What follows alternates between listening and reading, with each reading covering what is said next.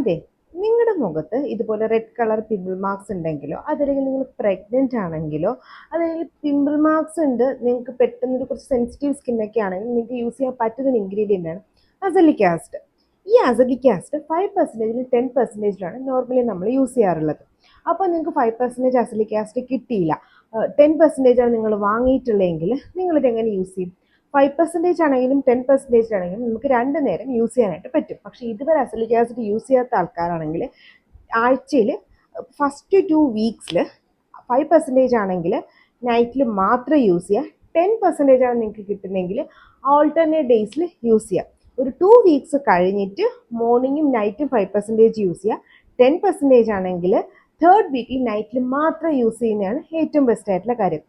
പിന്നെ 5% നിങ്ങൾക്ക് അങ്ങനെ കണ്ടിന്യൂസ് യൂസ് ചെയ്യാം. 10% ആണെങ്കിൽ ഒരു 4th വീക്കിലോ അതല്ലെങ്കിൽ 5th വീക്കിലോ മാത്രം മോർണിംഗും നൈറ്റും സ്കിന്നിലോട്ട് ഇൻട്രൊഡ്യൂസ് ചെയ്യുന്നതാണ് ഏറ്റവും നല്ലത് കാര്യം.